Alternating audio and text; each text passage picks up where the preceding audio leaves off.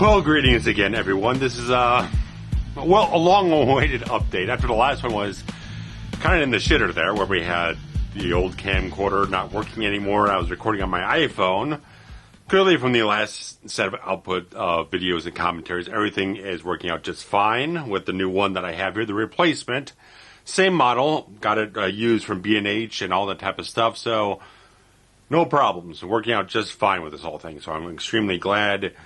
Just make me whole again is basically the aim of everything. And not going to get into the personal stuff I've been through lately. Just say there's been a lot of things to deal with.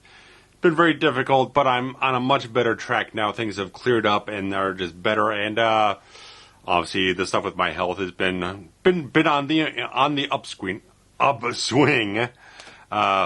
Clearly, as you probably can tell, if you go back and watch like videos from the end of last year and now look at the last couple ones I've done, you can see the weight that I've lost and the fact that I looked so huge. I go back and watch the review I did of the Halloween 4K disc back in October, and then the Miami Vice one, just looked huge compared to what I'm looking like now. I've lost over 30 pounds. I haven't checked myself since the end of last month, but since the beginning of the year, it was about 35 pounds or something like that. I'm below 300 now, so that's great stuff. So that's improving my health and doing all the right things, hopefully. And I'll be seeing someone to get a follow-up on all that stuff soon. So anyone who is concerned about that type of stuff, things are going pretty well in that regard. But I got a thick stack of pickups over here. We got a whole bunch of other things to get into. Like, there's so much that's gone down. I've got to talk about various things that I've watched, gone to the theater. Obviously, I'm wearing this shirt because I haven't been able to fit in this shirt in a long time, and now it actually fits, so I'm going to wear it. And obviously, as a kind of a reminder, okay, I saw The Batman. I went to the theater, saw the whole thing. I now own the soundtrack, so that says something about certain things. It's like I was on it I saw the film, and it was a couple days, kind of going back and forth, kind of flushing it from my system, kind of going back into it. It's like, I really got to get the soundtrack. And it's almost 2 hours of the soundtrack from Michael Giacchino. Fabulous. Fabulous stuff. Haven't been able to see the film a second time yet. I don't know if I will, theatrically. But eventually it'll come to HBO Max after 45 days of theatrical release and stuff like that. So I don't have Max. It's like one of those only services I don't have right now. I've got Prime, I've got Netflix, I got Paramount Plus because they did this 1 year anniversary thing where you could, if you signed up with a certain amount of dates, you could get the entire, the premium ad-free service for $2 a month for 3 months straight. So I went ahead that because they've got all the Star Trek shows. I need my Star Trek because Netflix only has DS9 and TNG, and I already got TNG on Blu-ray, and the DS9 DVDs, they got these horrible navigation on the menus. So I kind of stopped grabbing the seasons after I did the first Contact review like a year and a half ago or something, because all these menus suck and the quality isn't very good either. So anyway, here, there, and everywhere, I thought The Batman was just fantastic. I thought Pattinson was incredible in the whole thing. Did have some nits to pick on certain things like, that didn't strike me quite as well on this first viewing, so I really kind of want to get to a second viewing before I kind of give definitive statements about any certain things. I think it needs a little bit more time, a little bit of just at least a second go around. Okay, now I know what to expect. Let me see how that kind of settles in for me watching a second time. But I thought it was a fantastic story.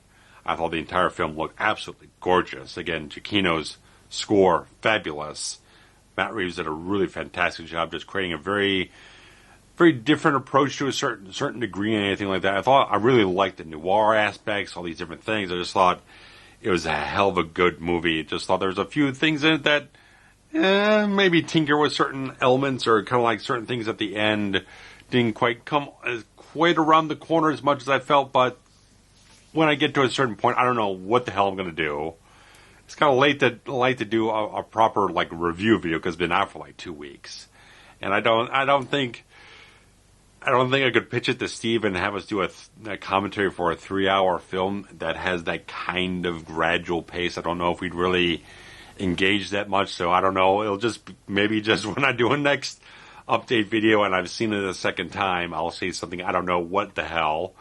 Anyway, enjoyed it like living hell. I thought it was very fantastic and a lot of different qualities. Great performances throughout the entire film. Excellent, excellent stuff. And so there was that, and I also have Disney Plus right now.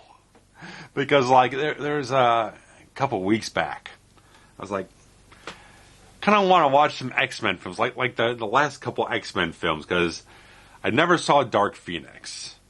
And I was like, well, I kind of had the inkling to go and check it out, finally.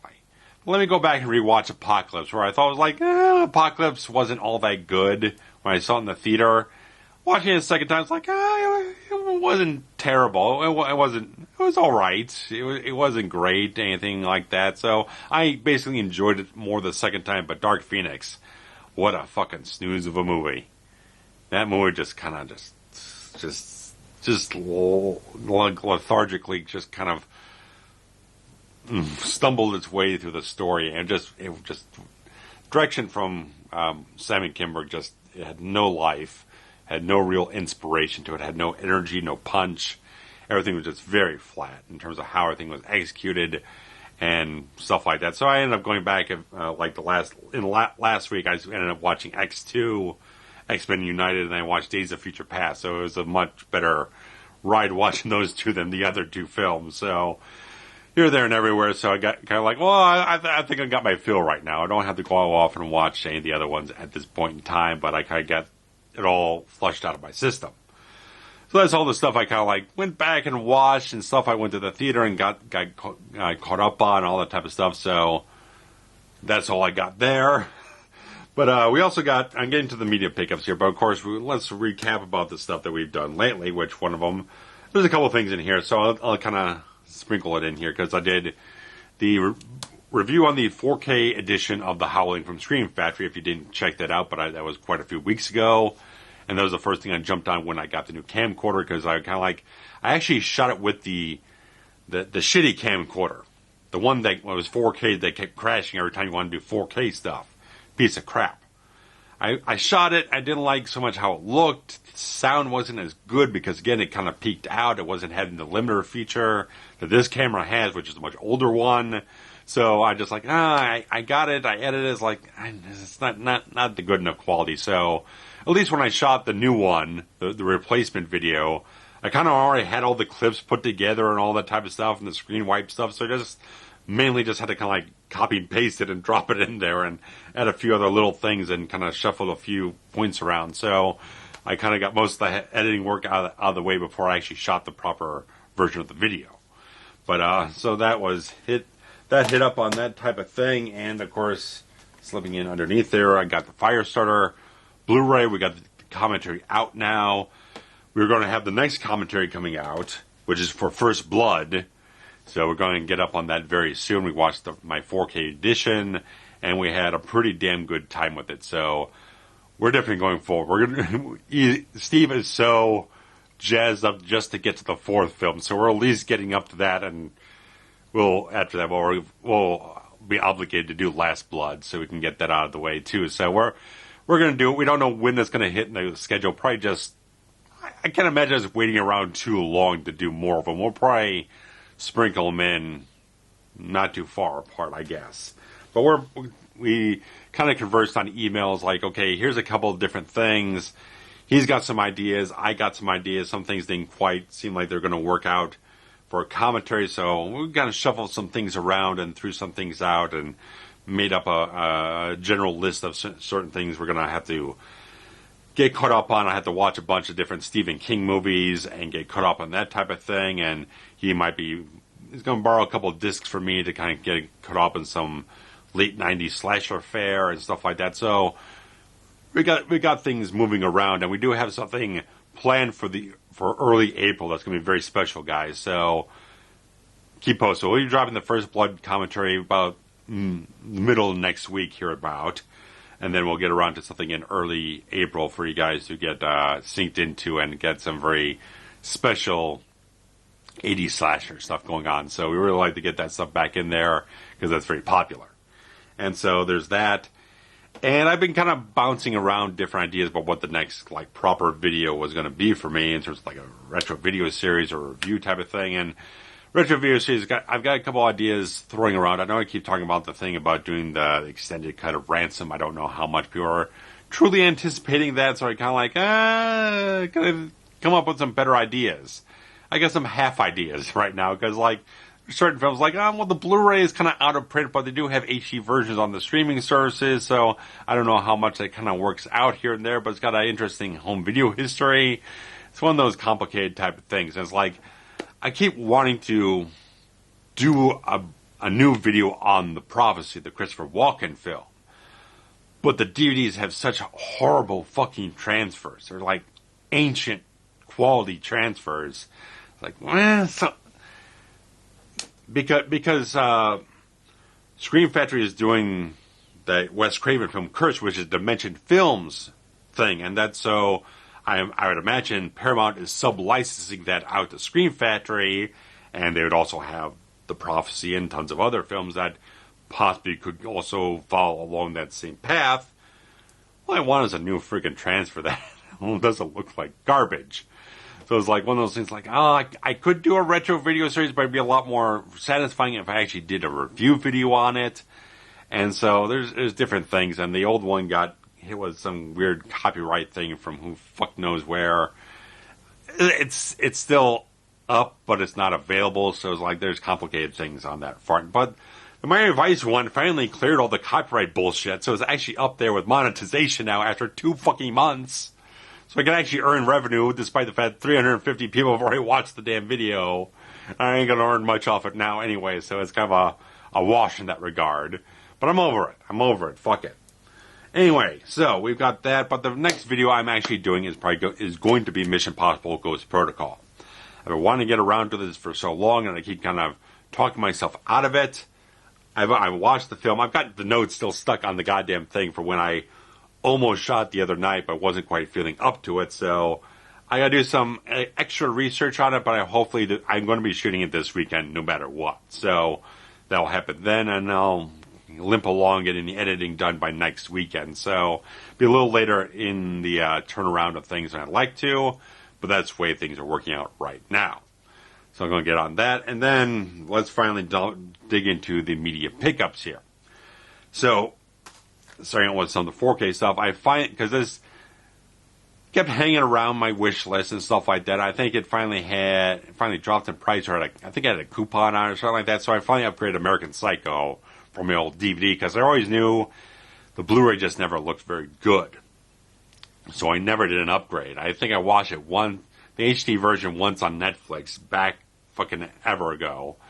I was like, I gotta hold out for the 4K edition. I kept waiting for the price to go low enough to make it seem like it was worth my while and everything like that. So that's good. Even though Lionsgate doesn't remaster the 1080p discs, I don't really kind of have any real intention to do a video on the whole thing. I just wanted to get it and get rid of the old DVD and get a proper upgrade. And I know they did a really nice job to remaster this for 4K and all that type of stuff. So nice to have it. I think I don't know if they did any Dolby Vision. They got a Dolby Vision on this whole thing, but still, I think it's just a DTS master audio stuff. But it's clearly got to be superior to what I have already and what they put out previously on Blu-ray and all that type of stuff. So I've heard everything good about the remaster on the whole thing. So it's been sitting on the list for a very long time. And something else I've been kind of contemplating back and forth here and everything like that is this arrived today. I haven't watched anything, but I got the whole Jack Ryan 4K collection because it went down to $35 on Amazon. And it was just staying there for day after day after day. It's like, I've got to pull the fucking trigger on this, even though, again, I have Paramount Plus, which has Patriot Games and Clear and Present Danger up there with Dolby Vision. It's like, fuck it. Because I kind of want to go back and still do like a Patriot Games review. Because I did the whole thing that was a franchise retrospective, which was about 25 minutes long back in 2014.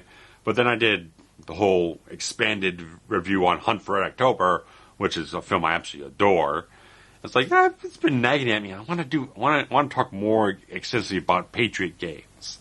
So it's like, even though I still have the DVD, I have the Laserdisc, which are THX, Dolby, AC3 digital stuff, all that stuff, remastered Laserdiscs. But I still have the DVDs because the Blu-ray transfers on the thing were very old and they were very bad. Patriot Games was sharpened to living shit. It had this weird pulsating thing when you tried to watch it. It looked awful. Clear and Present Danger was just DNR to hell. Just terrible.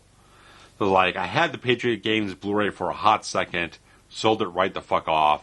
Still had the Clear and Present Danger one, but of course this one has all the regular old Blu-rays on it, plus the 4K stuff. So I had to get this because even though I'm not going to rewatch some of All Fears, maybe not so much. Jack Ryan's Shadow Recruit I had on Blu-ray before, then I sold it off, but I saw the digital copy. Now I have a 4K digital copy. So all that type of stuff. So it just all came back around and all that type of stuff and so on and so forth. And I'll definitely get mileage out of Hunt for October in 4K. It's a fabulous goddamn movie. So Patriot Games has been on the list for a long time and just kind of like batting it around. It's like, I just had the DVD and the fucking Blu-rays all sharpened as shit. I'll figure it out. I'll figure out what the hell to do about that when I do a review on it. But that'll come around eventually. I'm very interested. Just got to do enough research in it because there's a whole thing where Tom Clancy kind of disavowed the entire film because he changed so much. I got to dig in deeper to find out exactly how much and what was changed and all that type of stuff because I heard a lot of stuff that sounded like it wasn't too much of a departure, but the fuck do I know? So I'll find out eventually. But one thing is, like, I was opening this thing up with, like, they didn't put any of these fucking things in order in here. You got Clear and Present Danger, then you got Patriot Games, then it's Sum of All Fears, Shadow Recruit, then it's Hunt for October on the 4K discs. Then all the other ones are all they're all just jumbled in here in different orders. So it's like, I'm going to have to fix that because that's going to drive me fucking crazy. God damn it. But, when I was working on the review for Conjuring 3, which I have not read any of the comments yet, guys, so I apologize. I know it hasn't been racking up as much traction as usual. I kind of anticipated that because the review I did for the second film didn't get as much traction as other things, but needed to get it off my chest and all that type of stuff. So I'm happy with it. I'm fine. But of course, I was into all this stuff. When I was into that vibe of horror. Also, I was trying to a couple weeks ago, I was just about almost finishing this old horror short film script I had. So I was stirring things around. I wanted to get to a certain vibe. And of course, I did a review on, basically, finally got the Blu-ray set of Constantine, the complete series.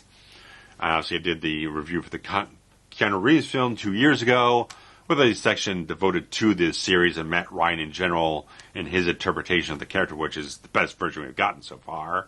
And so I was like, if I'm going to keep going with this entire thing with trying to get the screenplay done, I want to have a certain vibe and whatnot. I kind of like, yeah, this would be the right thing. And it's not on CWC anymore. I think they took it off not long after I watched it to do that video and all that type of stuff. So it's not on HBO Max or anything like that, so I had to plop down the money to grab the Blu-ray, so not much in terms of the special features, trailer, Comic-Con panel, stuff like that. It's nothing much, but it's a good series. It was kind of good, but it's like NBC was just the wrong fucking network for it.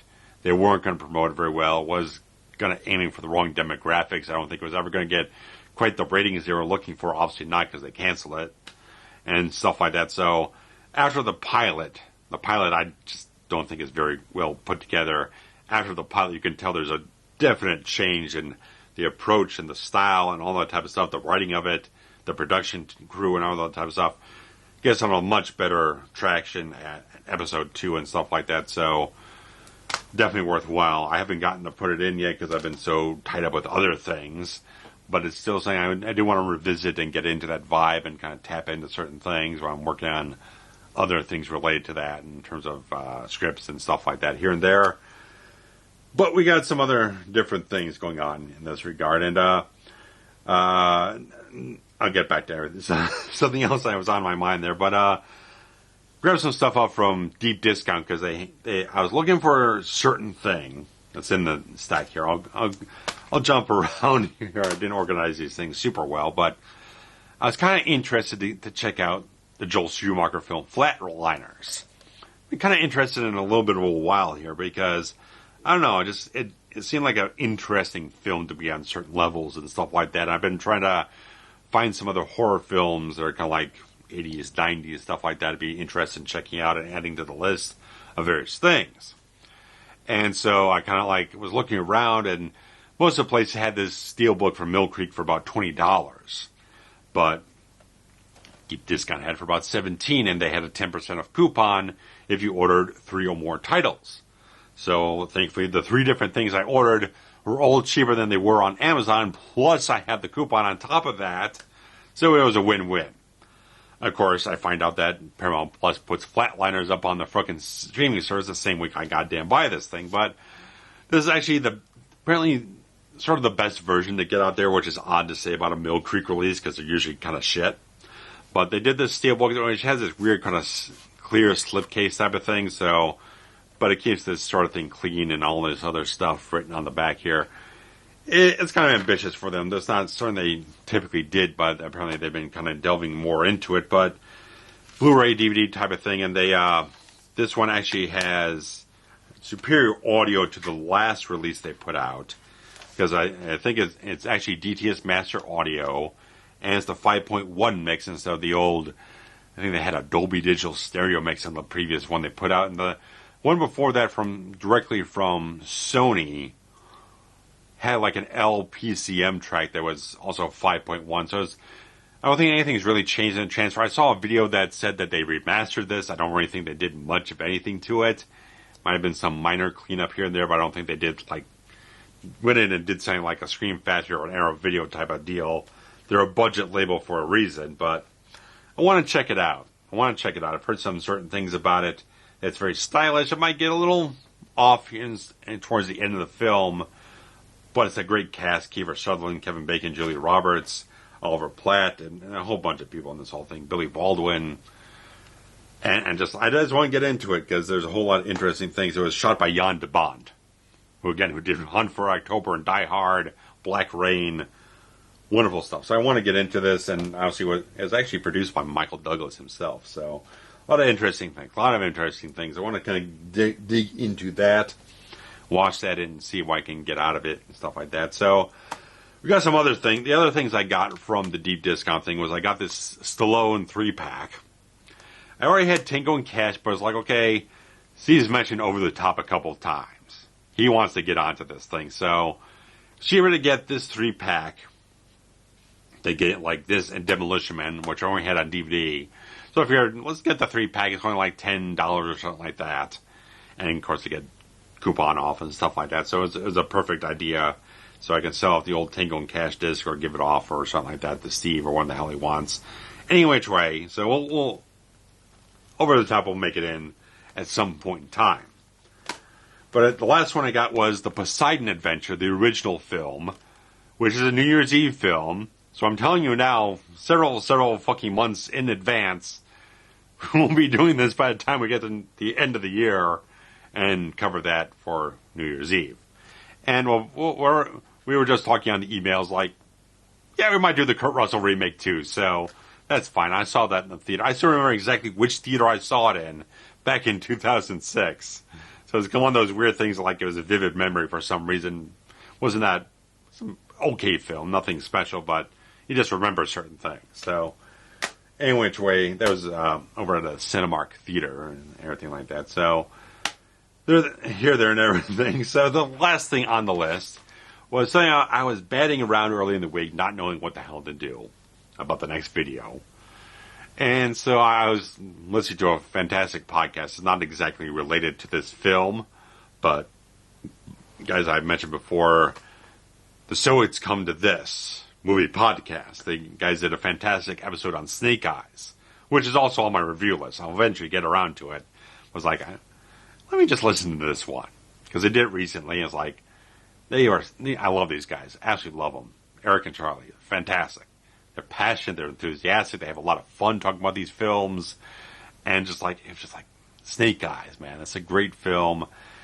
But I didn't want to go off and just do that based off of what they were talking about. I want to have a little bit of just an inspiration off of what else to do. So I was like, think about, oh, like late 90s thriller, something along those lines that has something interesting to talk about.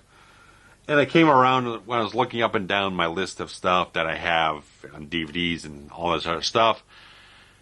Came across, like, there's a very interesting story behind this film from 2000 with James Spader, Marissa Tomei, and Keanu Reeves called The Watcher. I'm not going to get into it here, but you can probably look it up. And there's very It's not that good of a. It's It's an okay film. It's kind of an average popcorn thriller. It's not too special. But there's very interesting things that went on behind the scenes of this entire film and how Keanu got roped in the entire film. It's a fascinating story. I want to cover it. So I ordered the Blu-ray. This was actually the more expensive option of the two. This was about $12 or $13 versus about the $10 one. But this one would arrive sooner than the other one. And despite anything else, it's like, okay, ended up not doing the video this week. And the goddamn digital code is expired off of this thing. But it doesn't really fucking matter. The thing this disc is 8 years old. The code is, of course, expired and stuff like that. Anyway, but it's an interesting film. Like, of course, I saw it in the theater back in 2022 years ago. The DVD actually has, it's on the back now. It's a quote from Richard Roeper. He called it a superbly crafted thriller. I actually watched the Ebert and Roeper episode where they talked about this thing. Ebert didn't think very highly of it. Roeper was a little bit more over the top about the entire film than I think I would be. But in regards to that, it's on the list. I'm going to circle it around here and there and trying to figure out where it's going to land, where my vibes get to after I do Ghost Protocol and sort things out. And that's all I have here. Nothing else on the on the stack here.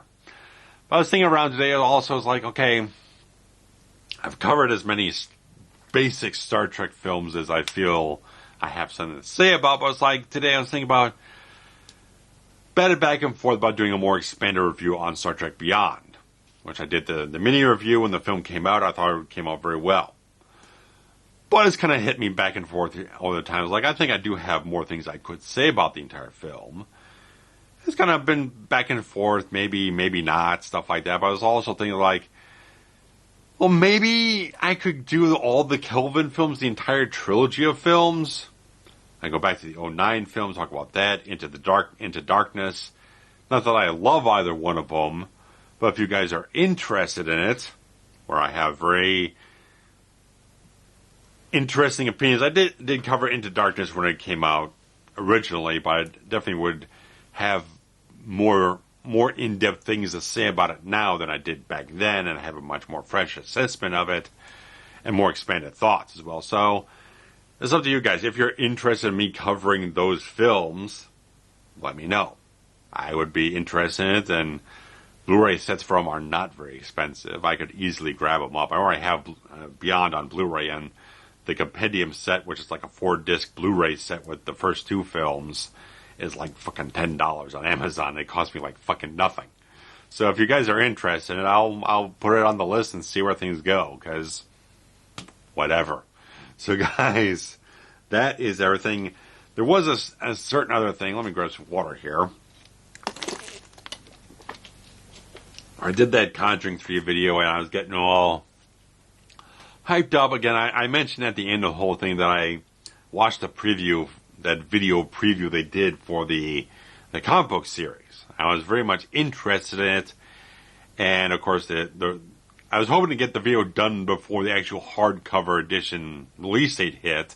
So I had to do a slight bit of editing and a certain point to kind of like correct things where I didn't seem like I was talking about it before it came out, despite the fact that it was being released after. The video was being released after the thing was already hitting shelves. I did order the thing. And I ordered it, I received it on release date, but I was still editing the video and getting through things and trying to deal with other things and getting through other stuff. Or basically, I kind of lost the vibe of it, and I kept looking at it here and stuff like that. I was like, I paid like $26 for this thing off of Amazon, and it's just gonna sit here because I just feel like I'm not gonna get around to it like any fucking time soon. I just don't feel like I have the time for it right now to sit down and read the entire thing. Whereas like a 5-issue series, like 22 pages each, so it's probably like 100 pages or something like that. And it's like, it's gonna sit here, it's gonna sit here, I'm gonna regret, I already kind of feel like I regret buying it, so I did return it. It's in good condition, so though Amazon will get it back, they'll be able to sell it in a pretty solid quality, and they won't have to mark it down or anything. They just put it back in the cellophane and be fine with it. Not really going to give a shit. But it was like, I was kind of jonesing for it, then I kind of like, I took longer to get the video done than anticipated, then I got other things I'm dealing with, and I'm kind of here, there, and everywhere. I just felt like I could use the $26 to come back onto me and spend it somewhere else that's going to be more advantageous, more beneficial, the things I'm doing. So it kind of takes the edge off of buying the Jack Ryan set, which was $35, so I kind of get a little bit of that back and here and there and everywhere. I kept eyeing getting the Mission Impossible 4K set, but it's still like $62. And it's a great deal. It's like $10.50 per movie because there's 6 movies. I was just like, I almost convinced myself a couple of times to turn back around to Best Buy and go grab it. It's like, I'll do fine because Prime Video, since I have Prime right now, they have them all up on Prime in 4K HDR. So I sat down and watched Ghost Protocol in 4K HDR and Prime Video, and it looked wonderful. Absolutely worthwhile. Stuff like that. They did a fantastic job mastering it for 4K. Got no fucking problems because the only one that's actually a 2K upscale is Rogue Nation. All the other ones are native 4K scans. So, all that type of stuff. So, I'll get around to Ghost Protocol in like the next day or so. To shoot it. And we'll get the First Blood commentary dropping next week. So, great stuff. So, this is a fairly long update. I guess we're about 32 minutes in. It's not as longer than most things, but I motored through a lot of stuff there, didn't I? All that type of stuff. So, I don't know if there's anything else. I really don't know. Anything here or there. But, that's what we've got going on. So, we're still working on a couple of things. We're still carrying on the Stephen King commentary stuff. We got a whole fucking list of stuff. I gotta watch a bunch of movies. Bunch of King movies. Children of the Corn, Carrie, Misery, all this type of stuff. We got tons of stuff. We're not running out of King films any day soon. We got plenty planned up. Here, there, and everywhere. So, that's enough for now, I think. Okay, guys? Thanks so much. Thanks so much for supporting things, watching things, interacting, commenting, sharing links around, all the great stuff. Any kind of interaction you do on the channel helps improve things on the channel here. Improve the revenue that I get from all these different things when Universal and stuff like that come along and steal my fucking monetization. One of the biggest videos I'd done, which was the Miami Vice one, so that stole 2 months worth of ad revenue I didn't get to have there in that regard. So there's a lot of problems on that front, but things are kind of going okay in that regard. But still, guys, everything you do around here helps improve all the reach of the channel, how things perform around here, all that type of stuff. It helps so much. And if you want to pitch in a little extra to get onto the Patreon, get early access to everything that got going on, all the videos that get released, all the commentaries get released, all this stuff is early access on Patreon. So guys, anything you do around here is deeply, greatly appreciated. And I'll be catching up on comments in due time. So guys, thanks so much. Take care. Bye-bye.